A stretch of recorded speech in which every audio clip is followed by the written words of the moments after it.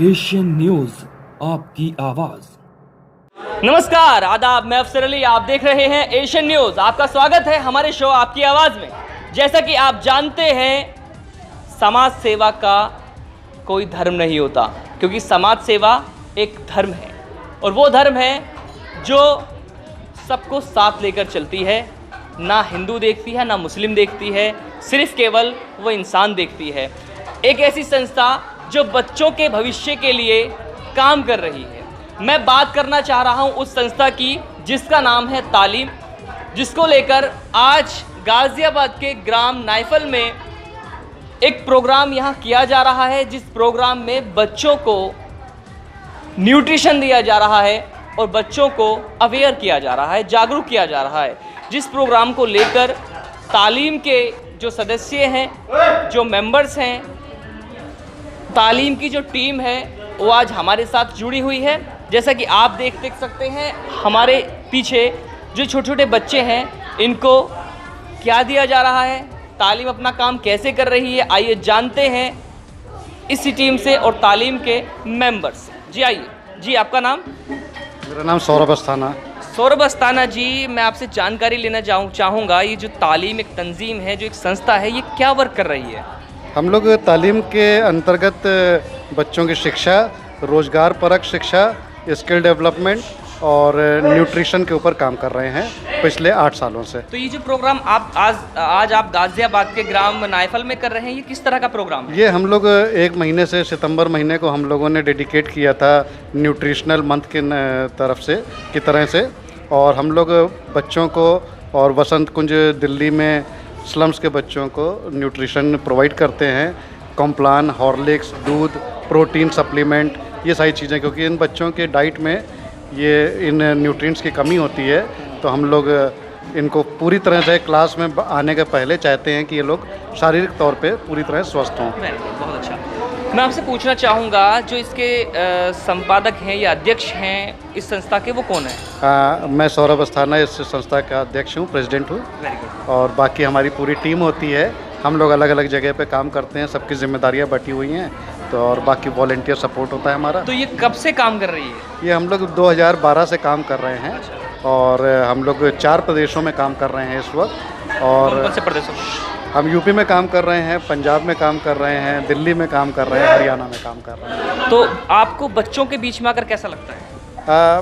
पेशे से मैं खुद भी एक टीचर ही रहा हूँ। मैं किताबें लिखी हुई हैं, मैंने फिजिक्स का फील्ड रहा है मेरा, तो उसी सिलसिले में ये जब बच्चों के पास में आया तो मेरा थोड़ा तौर तरीका चेंज हो गया। पहले मैं आईआईटी और मेडिकल के बच्चों के लिए काम कर रहा था, फिर धीरे धीरे मैं स्लम्स के बच्चों पे आया, गांव के बच्चों पे आया, यहाँ पे शिक्षा की कमी देखी, तो मैंने सोचा कि अगर देश के लिए कुछ करना है तो शिक्षा के क्षेत्र में इन बच्चों को तैयार करके आगे बढ़ाना देश की सेवा। अच्छा, मुझे ये बताइए, बहुत सी संस्था ऐसी हैं जो उनका एम ये होता है पैसा कमाना, तो आपका एम क्या है? क्या बच्चों को जागरूक करना है, समाज सेवा करना है, क्या एम है आपका? सिर्फ अपने देश को ज़्यादा बेहतर भविष्य की ओर ले जाना, और बच्चे देश का भविष्य होते हैं। पढ़ाई से अच्छा काम हम लोग नहीं कर सकते। मैं खुद एक शिक्षक हूँ, देश को कुछ और मैं ऑफ़र नहीं कर सकता शिक्षा के अलावा, तो वही मैं छोटे बच्चों को दे रहा हूँ। देश को भी आगे बढ़ाना चाहते हैं? बच्चे अगर आगे बढ़ेंगे, देश अपने आप आगे बढ़ेगा। ओके जी, ये प्रोग्राम किया है इसको लेकर और बच्चों को क्या देना चाहते हैं? एक्चुअली जो प्रोग्राम हम यहाँ पर काफ़ी दिनों से कर रहे हैं, और कुछ प्रोग्राम्स ऑलरेडी, जैसे बच्चों के हाइजीन पे हम लोग मेनली काम कर रहे थे, और अभी न्यूट्रिशन प्रोग्राम हमारा चल रहा है। आज बच्चों को केला और दूध दिया जा रहा है, तो वीकली हम ये प्रोग्राम्स बच्चों के लिए कर रहे हैं ताकि किसी भी तरह की बच्चों के अंदर कोई डेफिशिएंसीज ना रहें, और बाकी पढ़ाई की क्लासेस भी हम बच्चों के यहाँ लगा रहे हैं। अच्छा, तो ये वर्क आप कब से कर रही हैं? आपको मतलब क्यों, कैसा लगता है कि आप क्यों चाहती हैं समाज सेवा करना? एक्चुअली हम लोग ऑलरेडी एक प्रोफेशनल वर्क में 10 साल नौकरी कर चुके थे, लेकिन जब भी समाज को देखते हैं या बच्चों को गांव में जाके देखते हैं, तो हमेशा ऐसा ही लग रहा था कि कहीं कहीं कुछ कमी रह जाती है। तो अपने लिए तो सभी पूरा कर लेते हैं, तो बच्चों के लिए प्लान करा है, इसीलिए कि हम यहाँ के बच्चों को भी शिक्षित करेंगे और बच्चों के अंदर एक सेल्फ कॉन्फिडेंस भी डेवलप करेंगे। तो आपने नौकरी भी की है, आपने 10 साल जी मैंने करीब 14 से 15 साल 14 से 15 साल आपने नौकरी की है, लेकिन आपको घर मतलब पालन पोषण हो जाता है आपका अच्छी तरीके से? हाँ, पहले तो अच्छा होता होगा, अच्छी सैलरी होगी। नहीं अभी भी ठीक है, घर में कोई ऐसी दिक्कत नहीं है, मेरे हस्बैंड वर्किंग है। तो ये आप किस लिए करते हैं समाज सेवा?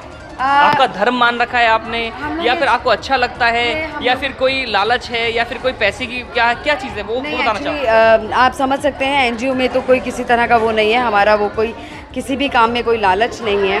तो ये भी जो भी हम कर रहे हैं ये बच्चों के लिए करना चाहते हैं और यही हमारा मेन मोटिव है। इसीलिए हम सुबह से शाम तक यहाँ गांव में रहते हैं, बच्चों के प्रोग्राम्स करते हैं। कितने प्रोग्राम्स लगभग आपने किए होंगे आज तक? करीब करीब मान के चलिए हमें 2 महीने हो चुके हैं नाइफल गांव में ही। तो एक नाइफल में एक अभी आज चल रहा है, एक अभी यहाँ से थोड़ा सा दूर पर एक प्रोग्राम और हमारा चल रहा है।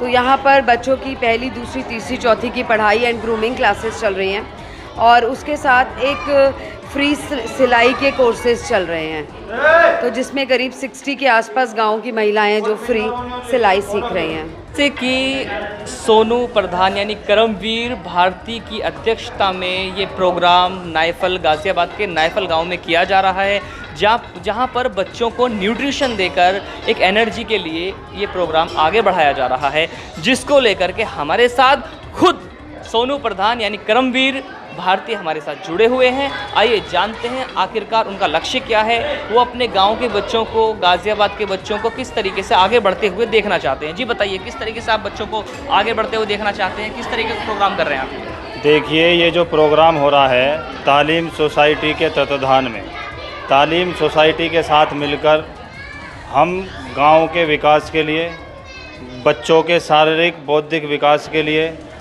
पिछले 2 महीनों से हम यहाँ पे कार्य कर रहे हैं तालीम सोसाइटी के माध्यम से। हम इनको जो है कोरोना महामारी में इम्यूनिटी पावर बढ़ाने के लिए दूध बहुत ज़रूरी है, जो कि हमारे डॉक्टर्स भी कह रहे हैं। इम्यूनिटी पावर के लिए बॉर्नवीटा, हमारी रोग प्रतिरोधक क्षमता मजबूत हो, उसके लिए हम बच्चों को दूध, बॉर्नवीटा, केला वगैरह ये सब चीज़ दे रहे हैं। ये सारा प्रोग्राम पिछले 2 महीने से हो रहा है और प्रति सप्ताह में 2 दिन, मंडे, वेडनेसडे, ये हम प्रोग्राम रखते हैं। इसके अलावा तालीम सोसाइटी के माध्यम से और पूरे अपने वॉलंटियर्स ग्रुप के माध्यम से महिलाओं के लिए सिलाई की व्यवस्था, बच्चों के लिए ट्यूशन शिक्षा की व्यवस्था, सोसाइटी के ही माध्यम से बच्चों के लिए पुस्तकें, वो भी हम यहाँ पे उपलब्ध करा रहे हैं। अच्छा, मैं पूछना चाहूँगा, अभी जो है आपने बच्चों को एक नोटबुक दी है जिसमें कि बच्चे उसको लिख सकते हैं, यूज़ कर सकते हैं, लेकिन अभी बताया जा रहा था कि उसमें कुछ ऐसा सिस्टम है कि उसमें बीज वगैरह हैं, उनको अगर उस किताब को, उस कॉपी को भरने के बाद जब वो भर जाती है उसको मिट्टी में दबा देंगे तो पौधे कैसे उगाएंगे, इस बारे में जानकारी दें। देखिए, जैसा कि आज का युग जो 21वीं सदी है, इसके अंदर पर्यावरण बिल्कुल नष्ट हो रहा है। जो हमारी सोसाइटी तालीम सोसाइटी और ये हमारी जो वॉलंटियर्स की टीम है और जो बुद्धिजीवी लोग हैं, वो इस चीज़ को समझ रहे हैं कि हमारे पूरी पृथ्वी के अंदर ही ग्लोबल वार्मिंग का स्तर कितना बढ़ चुका है। तो ये जो हम कार्यक्रम कर रहे हैं, तालीम सोसाइटी जो कार्यक्रम कर रही है, डॉक्टर सौरभ अस्थाना जी, काजल छिब्बर मैम जी, या हम लोग जो कार्यक्रम कर रहे हैं, वो इसी चीज़ को ध्यान में रख के कर रहे हैं कि पर्यावरण को हानि ना हो।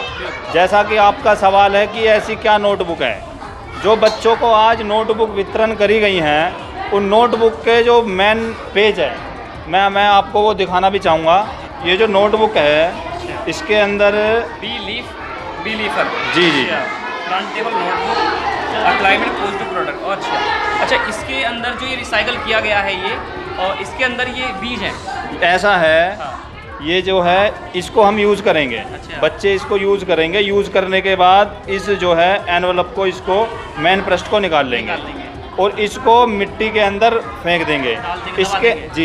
इसके अंदर सीड्स हैं, बीज हैं, इन बीजों के द्वारा पौधे उग जाएंगे। तो इस चीज़ को हमने पर्यावरण के रूप में इस्तेमाल करा है कि वेस्टेज भी ना हो और हमारे जो आसपास का पर्यावरण है वो शुद्ध वातावरण रहे उसी चीज़ को अब एक ध्यान में चीज़ रख के हम आपसे कार्य कर रहे हैं। एक चीज़ और पूछना जी। चाहूँगा, ये तो आप बहुत अच्छा काम कर रहे हैं। जी। अभी बच्चों को आपने जो है पेंसिल्स दी हैं। जी। पहले हम पेंसिल्स खरीदा करते थे छोटे छोटे, अब बच्चे खरीदते भी हैं, लेकिन आपने जो पेंसिल दी है वो किस तरह की पेंसिल है, वो किस तरह वर्क करेगी, क्या फ़ायदा है उस पेंसिल का, बताएंगे क्या महत्व है? पेंसिल का भी हमने जो है तालीम सोसाइटी ने विशेषकर इस बात का ध्यान रखा कि पर्यावरण को हानि ना हो, और पर्यावरण को हानि ना हो इसके लिए हमारा आपका जो उद्देश्य है वो सेव एनवायरनमेंट से है। जी जी। तो तालीम सोसाइटी जो काम कर रही है वो इसी चीज़ को ध्यान में रख के काम कर रही है कि पर्यावरण को नुकसान ना हो। आपने देखा होगा कि जब हम एक पेंसिल लेते हैं तो उसका जो वेस्टेज निकलता है, जो उसको पेंसिल को यूज़ करने के लिए हम शार्प करते हैं, उसके बाद जो पेंसिल का वेस्टेज निकलता है उससे ये पेंसिल बनाई गई है। तो वेस्टेज पेंसिल के द्वारा ये पेंसिल बनाई गई है। ये पर्यावरण के शुद्धिकरण के लिए, पर्यावरण की जो है हानि ना पहुँचे इस चीज़ को ध्यान में रख के पेंसिल बनाई गई है। आज सोसाइटी के माध्यम से पेंसिल का भी वितरण हुआ है। इस वक्त जो संस्था काम कर रही है वो बहुत ही काबिल तारीफ इस वजह से है क्योंकि जो हमने देखा है यहाँ पर आकर, इनका उद्देश्य है सेव एनवायरनमेंट, यानी पर्यावरण को बचाना।